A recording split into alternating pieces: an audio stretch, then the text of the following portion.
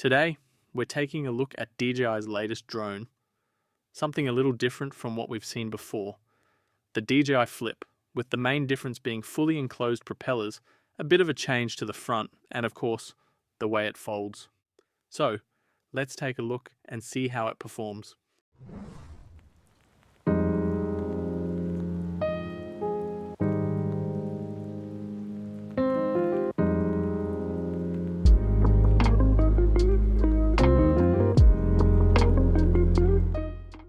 Before we get into the drone, we've got ND filters for the Flip, 16, 64 and 256.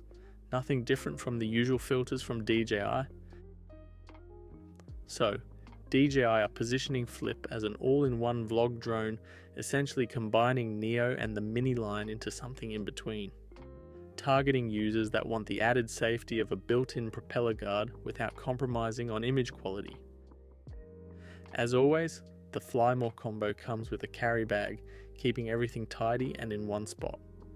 Getting into the bag, we have the usual booklet, DJI stickers, which also came with Neo, 3 extra pairs of propeller blades, a USB Type-C cable, and a screwdriver to remove the propellers. Moving on to the exciting stuff, let's get the batteries out first so we can get them charging. Looking at the battery adapter, DJI has redesigned it to hold 4 batteries instead of the usual 3. The Fly More combo I have here includes the DJI RC2, which is standard and has no changes over the RC2 already being sold. Let me go put these on charge and we can take a look at the drone when I come back. Okay, before we take a look at Flip, here's some of the key specs. So, it's under 249 grams. Weighing it, Flip comes in at about 248 grams. It has a time of flight sensor on the front for obstacle sensing, which is located behind this black plastic here.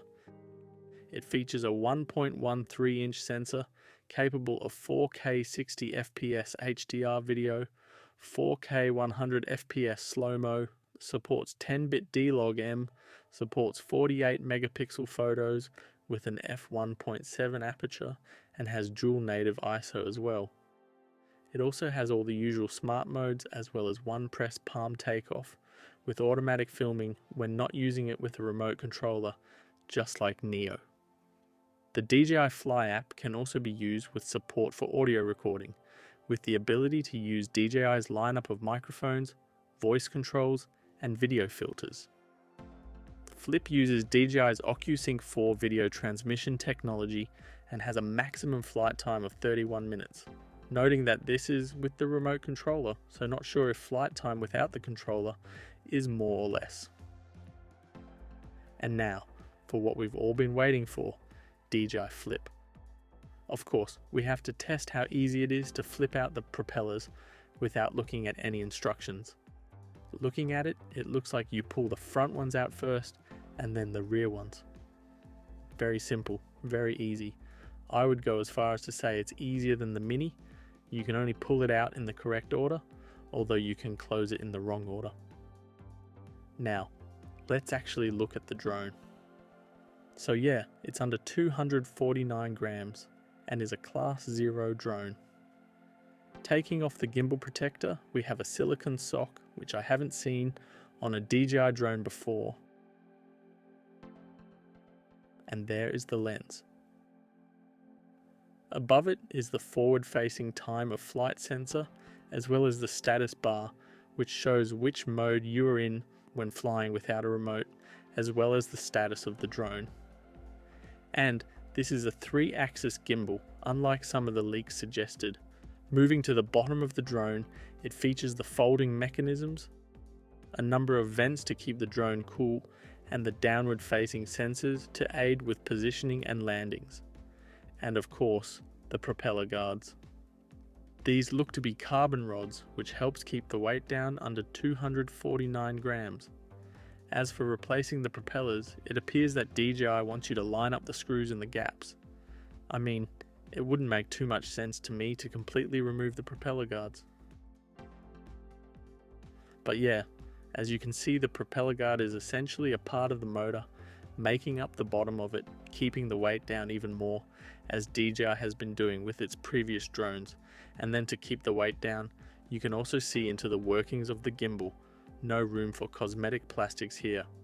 As for the battery, it pretty much takes up a good 40% of the drone's body. Folding the drone for a second, we have the power button, a single press and then hold. On the other side, a USB Type-C, micro SD card slot, a nice improvement over the Neo, and a second button, which cycles through the modes and acts as a takeoff button when not using a remote controller. Let's turn Flip back on. And now that we've activated it, we should see the status light up the front flash yellow as we are indoors and won't get a GPS lock.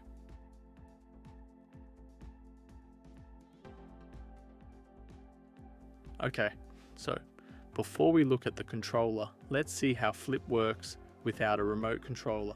Powering it on, you can see the current mode up front. So yeah, the same modes as Neo has. Let's quickly put it back on the default mode.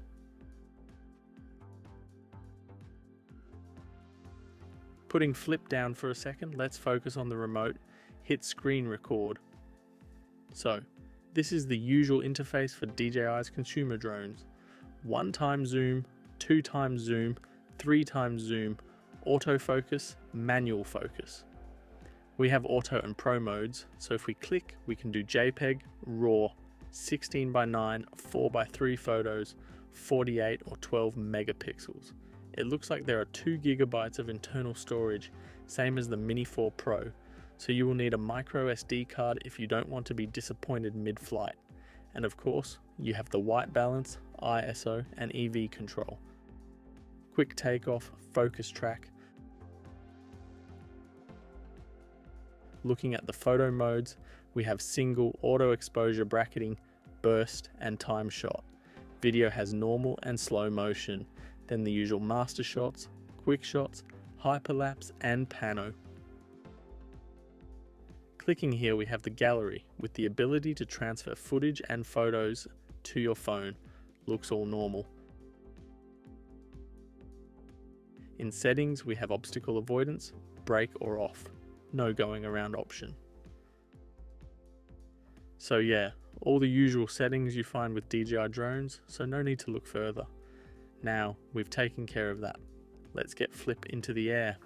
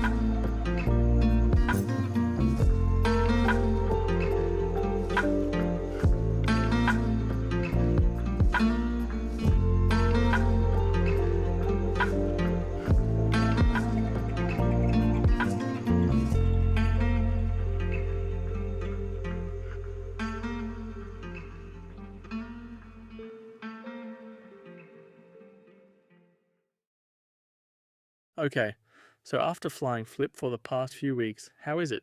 How does it fly? It flies as you would expect for a DJI product.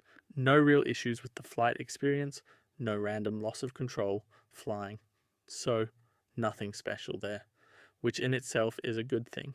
You don't really want your drone going crazy while in the air. Something to note that I did find interesting has to do with its ability to fly without a remote controller. Because it's designed to be flown without a remote, you can actually land it on your hands. But with that, your hands sometimes touch the propellers as the drone comes into land, which, as it's designed to be a consumer drone targeted at people that specifically want the prop guards for the extra safety, it's a bit odd. So, as you can see here, your fingers can slot into through the propellers just the way you're holding it, without even realizing, because the clearance between the propeller and the bottom is so tight. Your fingers sometimes hit the blades as it's coming to a stop. It's probably happened 2 or 3 times so far. It doesn't hurt or anything because the blade is beginning to slow down as the drone is landing, and once it's in your hand, it doesn't really matter if the blades stop. It's not like it hurts, it just might surprise you if you aren't expecting it, especially if this is your first drone.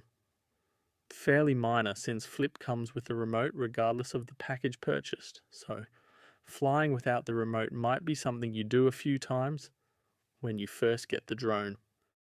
Another interesting point with Flip is switching out the propeller blades. How I've been doing it, not actually sure if it's the correct way or not, but I haven't found any other way to do it. You essentially line up the propellers within the gaps of the guard, undo the screw while holding the propeller in place, and then to put it back on, line it up with the mounting point on the motor and screw it down. Because the only other way I can see it could be done is you would have to take out these top 3 screws, and then, as well as these 2 screws here, because you can't take the back off easily. And I didn't really feel like taking the drone apart to switch out the propellers. I think that's sort of the easiest. But that being said, because the propellers are in a cage, you won't in theory be hitting objects with it, so you won't need to replace the propellers very often. But as the drone essentially sits on its back propeller guards and there's nothing keeping it off the ground, taking off from grass is not ideal, as you'll likely cut the grass with the propellers and get a bunch of dirt and grass in the motors, into the gaps here, into the arm mechanisms, into the gimbal. So essentially, you don't want to take off on the grass, which isn't the best idea for any drone. One thing I've come to quite like over the time I've been flying Flip is the fact that it automatically turns on and off when you flip or fold in either of the 2 rear propellers. It's not a big feature that impacts the image quality or anything, but it's nice to have. You don't need to press the power button, just flip the drone out, and by the time you place it on the ground or on your hand, it's ready to fly. Flip is available right now from all the places you usually find DJI products at. As for the packages available, it comes in 3 options. Flip with DJI RC-N3 and a single battery for $699 Australian dollars. Flip with DJI RC2 and a single battery for $949 Australian dollars, and Flip with DJI RC2 and 3 batteries for $1,159 Australian dollars. That being said, who exactly is DJI Flip targeted at? Because when it comes to the camera and battery life, it's essentially the same as the DJI Mini 4 Pro, with the same sensor size, photo modes, and the battery life of Flip only being 3 minutes shorter than that of the Mini 4 Pros. It's important to note that Flip does not have the night video mode found on the Mini 4 Pro and can only do up to 100 FPS in slow motion video rather than the 200 FPS on the Mini 4 Pro, minus the forward, bottom and rear facing stereoscopic obstacle avoidance cameras on the Mini 4 Pro, and the built-in propeller guards of the Neo. Both are basically the same drone, both coming in under 249 grams with only cosmetic differences. It is worth mentioning the inclusion of the time of flight sensor on the Flip, which I'd assume will be present on the next mini drone from DJI. That being said, who is this for? Being so similar to an existing drone on the market might add a little confusion.